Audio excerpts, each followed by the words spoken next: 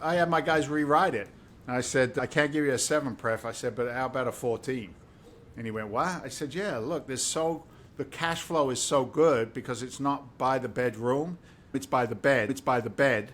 I said, and what would be a 3, right? What would be a 3 unit or a 4 unit asset now becomes a 20 bed asset at $300 a week for 20 guys. You know, 1,400 a month. The investors get excited about it, and again, we get to see miracles firsthand.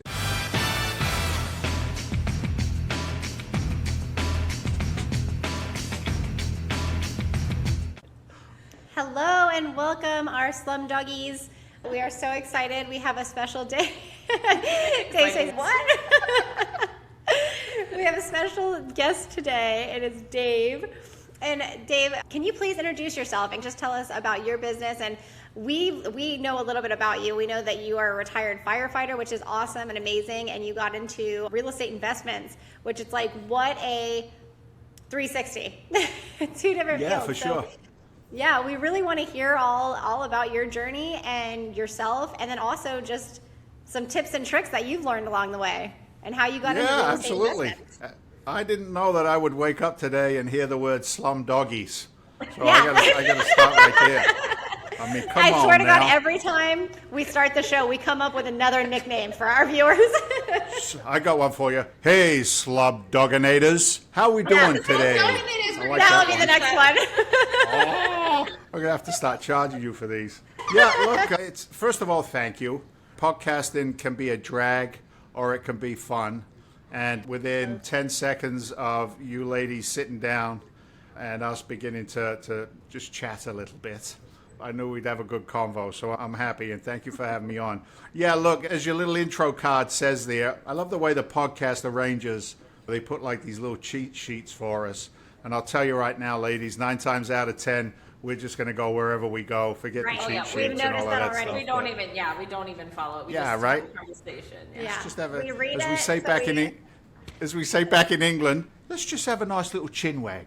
So that's what we'll do. We'll have a chin wag. Let's Chin be wagging wag. our chins. Yeah, wag Chin our wag. chin. We have Very double pretty. chins, so maybe we're double wagging.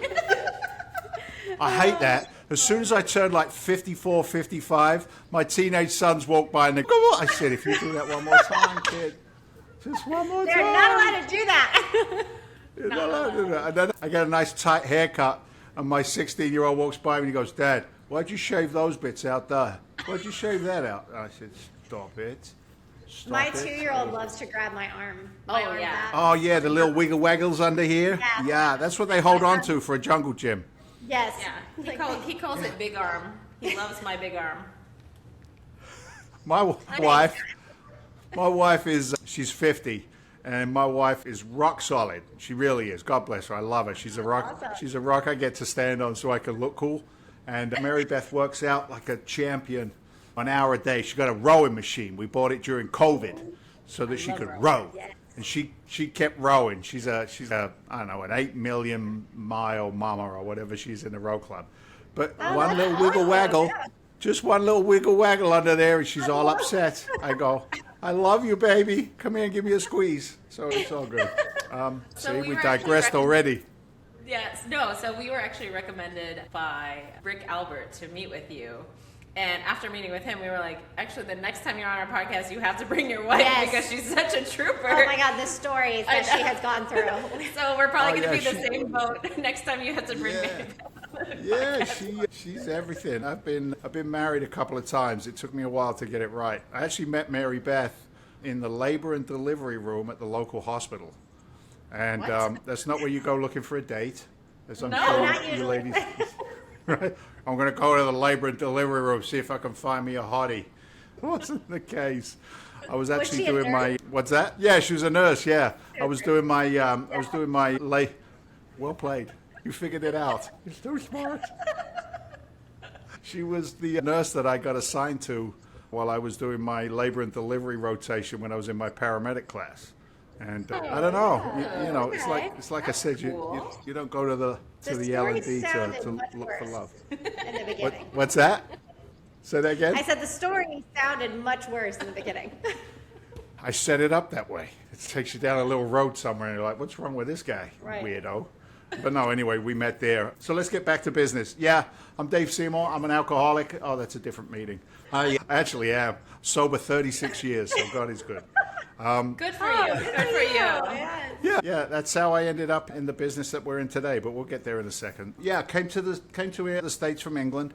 I was working in London. I was assistant manager at a pub in Greenwich in London. My family's all working class folks, and I followed my first wife, who was an American. I was 20 years old. Seemed like a good idea at the time. And I went from London, England, New York City to Wheeling, by God, West Virginia. If you want to talk about a culture, you want to talk about a culture shock. Yeah, no kidding. That's a culture shock for us. Yeah, it was crazy. It was crazy. One of my first jobs was selling industrial chemicals to Moundsville State Penitentiary. And just to give you a little flavor, Moundsville State Pen, that's where Charlie Manson did most of his time. How you doing? Right? Wow. Those were my people. Anyway, culture shock. Moved up to New England. And I bummed around for a little bit trying to figure out what I wanted to be when I grew up. I always liked the camaraderie of law enforcement and the fire service, military. Those things attracted me. I like that. I like to be a brother in arms in some capacity or another. And a buddy of mine said, why don't you take the fire department exam? And I took it. I took the exam and I crushed it. And then I learned politics. Local politics, and I stood there with a silly sign on the corner of the street waving for a guy who was running for mayor, praying that he actually got in so I could get the job. But I was on the top 10 of the list.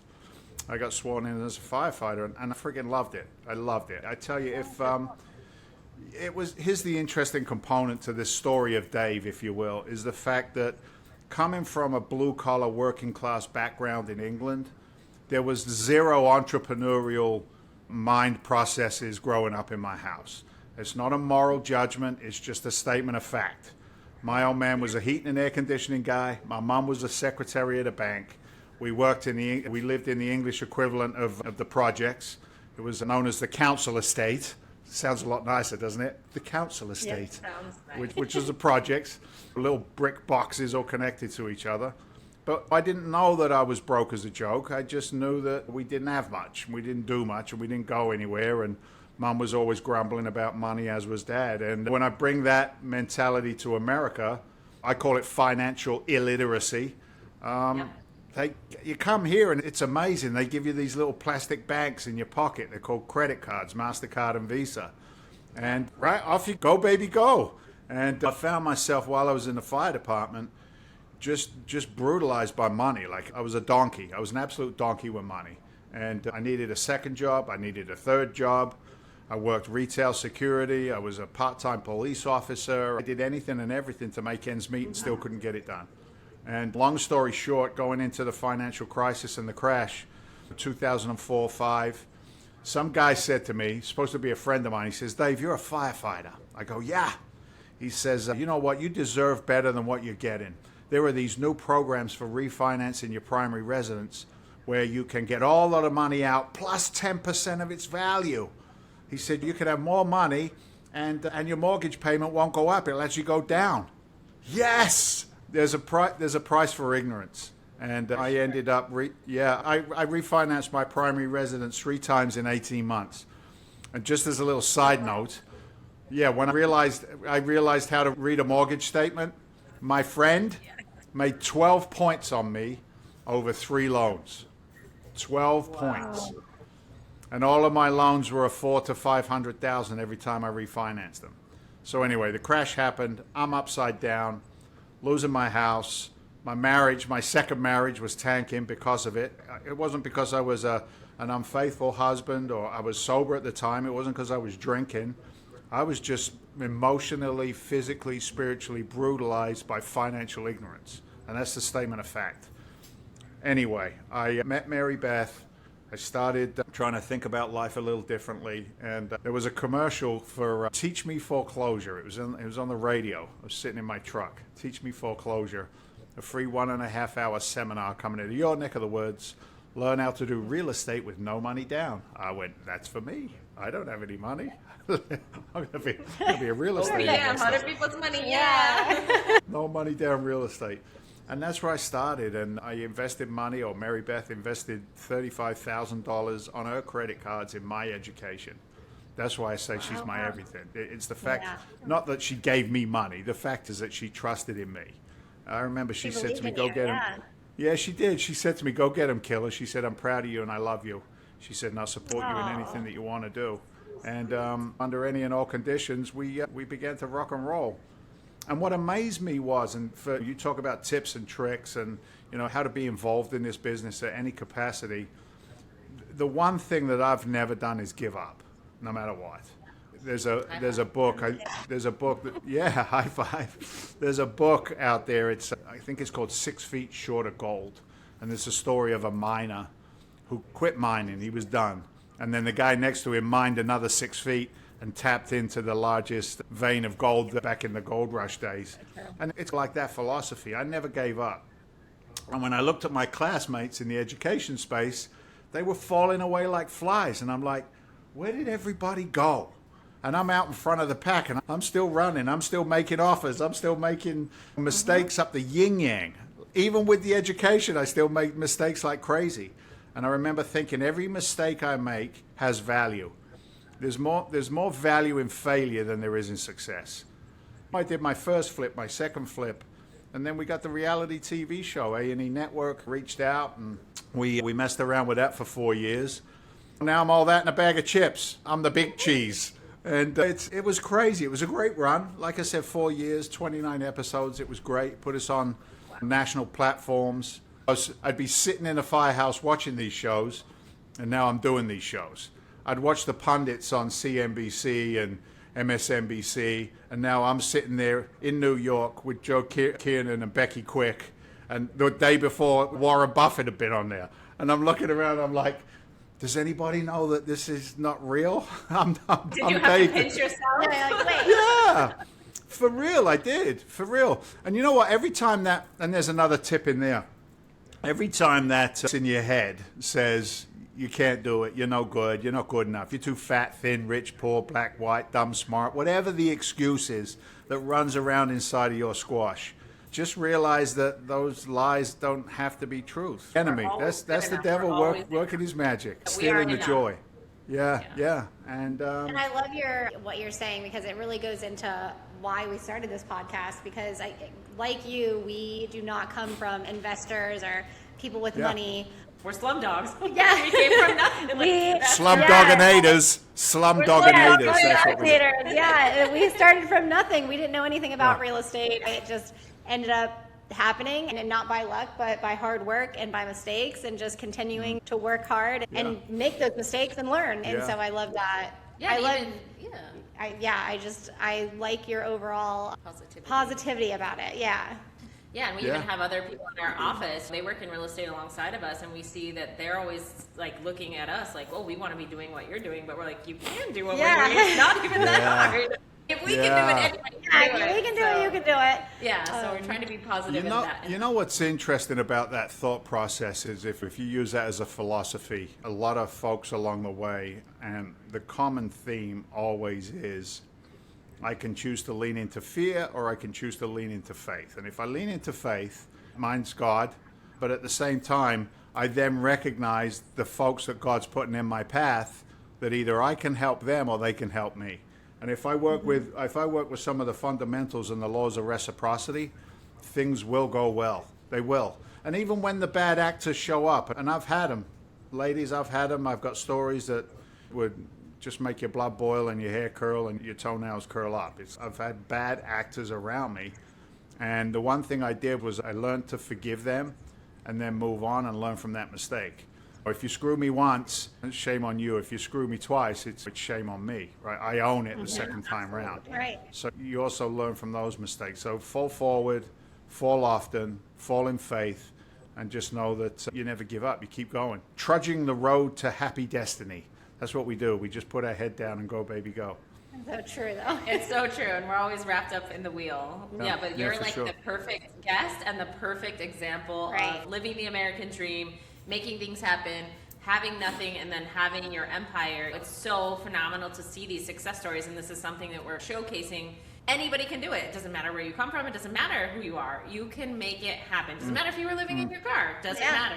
So. And like you said, you literally heard on the radio, on the TV, it's like real estate, get into real estate with no money down. And you're like, that's for me. It's like, that's how easy it can. Not that it's easy, because it wasn't easy. It's a lot of hard work, but it can happen just like that to anybody. So it's important to get that message out to people, to not be scared.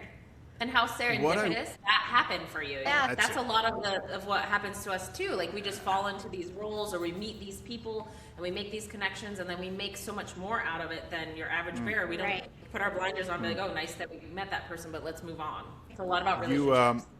You use the word serendipitous, and I resonate with that. But to give you just a little more context on that story, I was sitting in my pickup truck. My house was in pre-foreclosure. I was losing my home.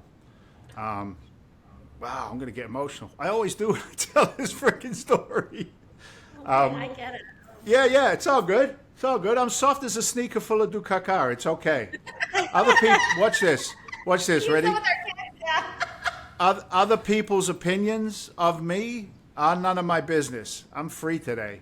I'm free. I'm free to cry. I'm free to laugh. I'm free to share. It's a beautiful thing. But I was sitting in that truck screaming and shouting at my God. I'm like, what's up, dude? I was working 120 hours a week.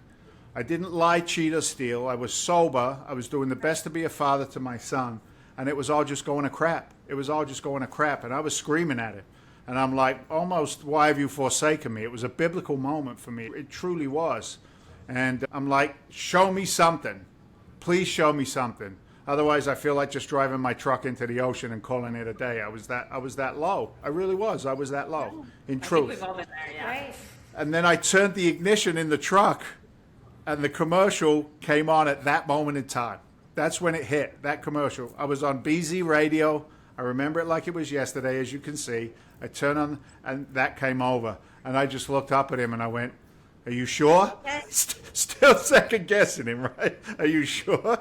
And it was like, okay, let's go. And I remember I drove home like a lunatic to Mary Beth. And I'm like, baby, I got it. I got it. I got the answers. I prayed on it. We got it. We're going to be full-time real estate investors. And if you'd have seen the look in my beautiful wife's face, she was like, are you out of your trees? Are you out of your trees? What? Did you pick up a drink, David? What, you know, Yeah, were you at the what bar? have you been smoking? Yeah, what have you been smoking? And for me, serendipity is one way of describing it, but it was the grace of God. The grace of God came into my life, picked me up, and let me move forward. And look, if you look at the track record for then till now, I've been such a blessed guy to touch so many lives through real estate, either in the education that I've done for decades, or whether in the real estate transactions that I've done, whether it's the investors who've invested alongside of us. We might say we're in real estate, which is sticks and bricks, but the reality is we're in the people business first. Yeah, no matter what capacity, how we touch that's our real That's estate. our motto. Yeah, we are. Yeah, We really and are. it is- those relationships are so important, and the good that we can do on the back end that people don't see, we don't brag about it, we don't talk about it. Yeah. But yeah, the stuff Sure. that we do with our tenants, the stuff that we can do Yeah. for our owners, we definitely Yeah. go the extra mile for the people, because Right. we all have been in a bad situation. Life happens, we get that, and so we really do try and nurture that and try and help people any way we can, for sure. You two so are awesome, by the way. If nobody told you today, I love you Thank you. both. Sorry, you were like You so guys- excited to say the best. Like, wow. you guys- I feel like you we guys have so rock. many taglines for you. It's God. amazing. Yeah, you guys rock. It's crazy, isn't it? You can feel energy across a Zoom call. It's amazing how Yes. it works. No, It really it is. crazy. Like you can feel the drains and you can feel the radiators. You know what I mean? One of my captains in the fire department said to me, surround yourself with the radiators and do your very best to just pray and then move away from the drains. They'll get sucked into their world. You know, elevate That's your game. right. So Yeah. you guys are crushing it. I wish I was sitting right by the fireplace drinking a cappuccino or something. Love that. Well, you can But that- come and visit us Yeah. anytime you want in sunny Sarasota. I heard from Rick actually that you are a pretty big investor here in Florida, and I want to feel that Yeah. out and see what attracted you to the Florida Yeah. market and what you're doing here. Yeah, look, Southwest Florida has always been a great market, right? It's population driven. So when we look at the basic demographics for investing, I want to see demand and supply, and I want to see that supply's out of whack for the demand. And no matter what God throws at Florida, hurricanes, tornadoes, whatever's on his menu for the day, the Floridians, they go down in the bunker, They come back up, they fix it, they pull it all back together again, and then more old people move there. It just is what it just is what it is, right? So right? true. We have a good hurricane party, and then we're back the next day. Yeah. What's really cool about Sarasota and the Southwest Florida market in general is that the median age and the median income are both increasing. So the median age now, the 30 to 45 to 50-year-old population is increasing. The elderly population, the retirees, are still there. But with that increase in the younger population, you see an increase in median income. So what's really cool about it in the multifamily world is for every one retiree and every one new resident in the Southwest Florida market, it tends to bring 2 service jobs. So when we looked at the multifamily market down there and we started building for middle income, we started building for nurses, doctors, restaurant workers, not so much doctors, but nurses, police officers, restaurant workers, and the real strong demographic is obviously the medical field. You start looking at radiology techs, et cetera, et cetera, et cetera. So that's what we love about that area. My partner, Chuck Madden, who's up here with me in Boston, just came back up from Sarasota. His kids are down there and his grandkids are down there. He's a Floridian by transplant, but then came back up here for the work that we're doing up here. But while Chuck was down there, there was a collision between real estate and recovery. We'll just call it that. And basically what that meant is that he had been heavily involved in the recovery community, sober living, outpatient programs. And it's been a real passion for the past 2 years now to lean into that. And that's what we're working on up here in Boston right now. We're taking down our second sober living facility. Actually, I got to wire 6 figures later on today for the second deposit on an acquisition. How many times you do that? It's always the pucker factor when you see 6 figures going up. We're really looking forward to having him on our show as well as a guest to talk to him about that. I was managing a couple, they're not called halfway houses, I don't know what the appropriate name is to call them, but we've had a few of those, a smaller scale obviously, but again in the multifamily, that's my specialty down here is the multifamily. Yeah.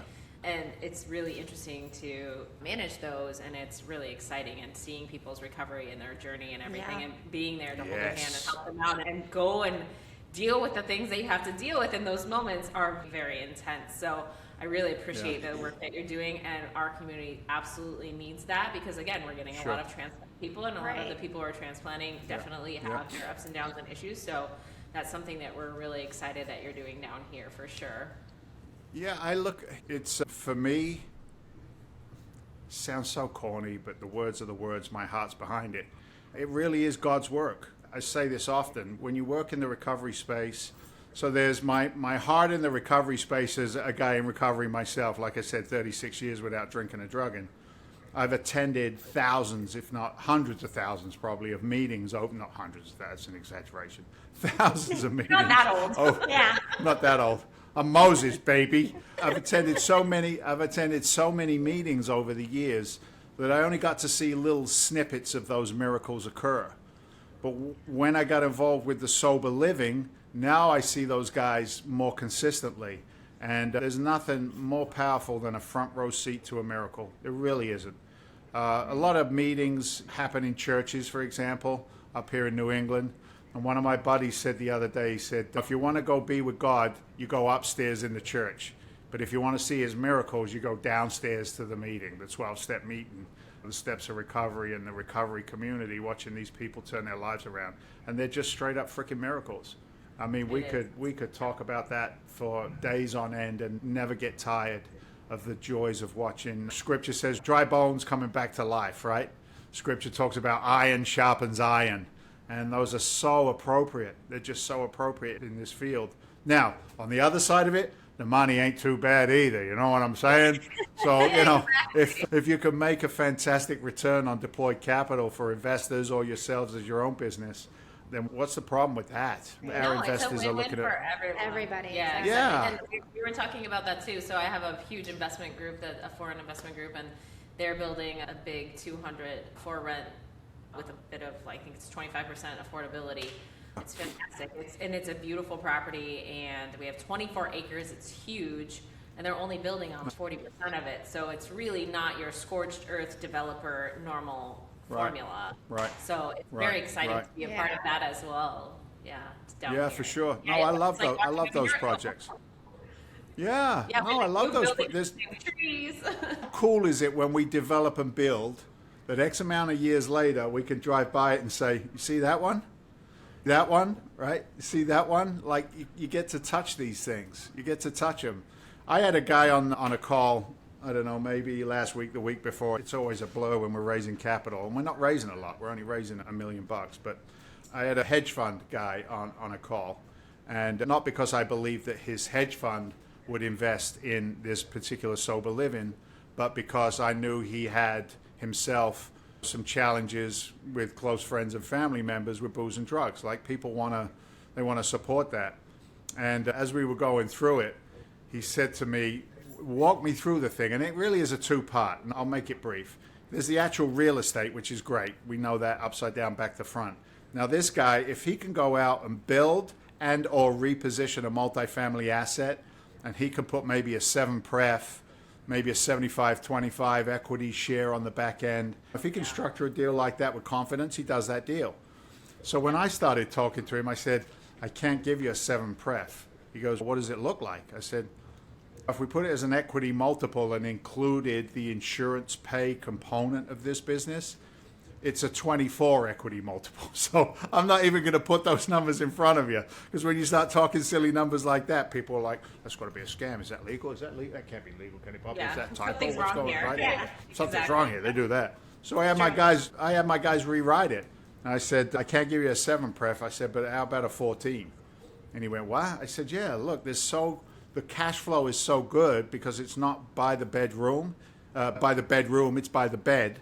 I said, and what would be a 3, right? What would be a 3 unit or a 4 unit asset now becomes a 20 bed asset at $300 a week for 20 guys. You know, $1,400 a month, which is the high end of some of the rents in your C+ marketplace. Absolutely. You know, the investors get excited about it, and we get to see miracles firsthand. It's pretty cool. For sure. Yeah, we've seen a lot of conversions of ALFs into that as well. Right. So I'm sure you've seen that as well. But yeah, Sure. that's been a really interesting trend in our market, and I've been managing a few ALFs too. I don't think there's any random weird asset that I've not managed. Like you name it, and I've had it at one point. So yeah, that's been really It's fun. cool. It's good. It's good. Okay, I'm done talking. That's it. I'll see you later. No, sorry. So there's 2 other factors to our podcast, which I'm sure we're going to go through pretty quickly. But one is, if you could retire tomorrow, which you obviously can because you're insanely successful, but you're still addicted to the game. We all are. We don't retire. But if you could retire, or when you do retire, what will we see you be doing? I'm doing some of it now, to be frank with you. I've been charged by both my faith and the pastors at my church to bring a recovery program to our community. So we're a young church up here in New England.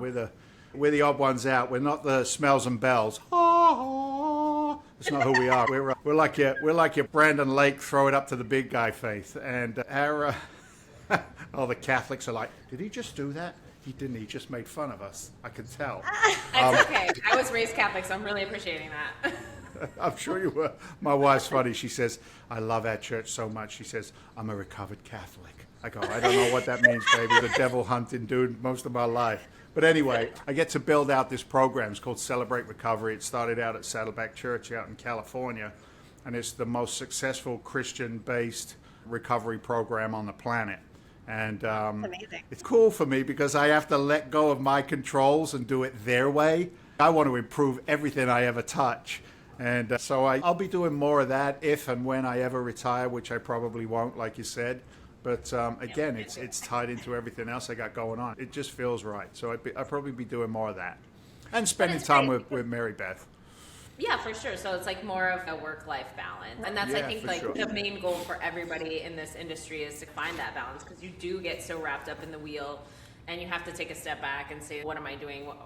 How can I utilize my free time yes. with my family or with my community? How do I want to spend that time? So I think when you can find that balance, like that's the real win in all of this. And that's what we're trying to showcase too, that once you can get there to that stability point where, you know, you're not grinding every day just to pay your bills, but you're actually able to give back to your family and back to your community, then that's when you won. You won the game. So the game of life. It's a formula. As soon as you can create passive income through real estate or a business, whatever it is that you invest in, once you get to that point where your bills are now paid, that's when you start to see the real hockey stick. That's when you see the growth. And around a year or 2 years after that, and you're like, wow, how did that happen? Right. You know how it happened? You just kept going. You kept going. You kept working. Going. Yeah, It's super yeah, exciting. for sure. As the closing tradition on our podcast, we also, I think you might have already touched on it, but we always talk about your charity of choice, and you get to give us an ask for your charity of choice, and then we'll fulfill that and let you know all about that and our fun adventure. So try not to get too crazy. No, I won't. I won't. I get to live in the sober recovery world in my business. Look, if you really want to know my charity of choice, here's my charity of choice. I would love, absolutely love, that everybody who sees this, hears this, all I need them to do is put a $5 bill in the hand of somebody who needs it. You see it all over Florida. That's it. Just take a $5 out of your wallet, out of your pocket. Don't wind the window up. Wind the window down when you drive to that set of lights where they've got a sign. They're not all scammers. Some of them are really people who just need a helping hand. Maybe a conversation. Buy them a burger. Do something outside of your norm, because those people need us. And I promise you, $5 is not going to change your life, but it will change theirs. That's my charity. Love one another as I love you. Yeah, that's great. Thank you, and we will definitely send you a lot of fulfillment. We have a really good idea for that, so that sounds awesome. Awesome. Cool. This has been a fantastic and informative, and wow, so many taglines that we can capture from this episode. I just want to know what part of this they're going to use as their I know. grab. Yeah. There's so many good things. They tend to go a little silly when I talk. Yeah, there's plenty of stuff to work with. No, it's so fun. No, Thank you. Yeah, and we would love to see you in person. If you guys are ever down here, please feel free to look us up. We would love to go out with you, to take you out to lunch, whatever, coffee, something. Yeah, that would be It fun. great to see That you would in be person. fun. Yeah. And Me we're and always Chuck, here. you got to watch out. Sounds like All the it. Looney Tunes. Now I'm really excited to meet Chuck too. Yeah, he's a brother from another. Love that. Ladies, thank you very much. I really appreciate it. For real. Honest. Thank you, Dave, for all the tidbits, all the you good were life awesome. advice. That was phenomenal. Yeah, that was amazing. Thank you. It was so great meeting you. God bless. Take care. That's a wrap on another episode of SlumDogg Millionaires. If you're ready to turn dreams into dollars, smash that follow button and join us every week for more money moves and mindset magic. Don't forget to give back to your local community. Until next time, keep grinding, keep growing, and remember, your empire starts with one smart decision. Huge gratitude shout out to our production team at Icons of Real Estate.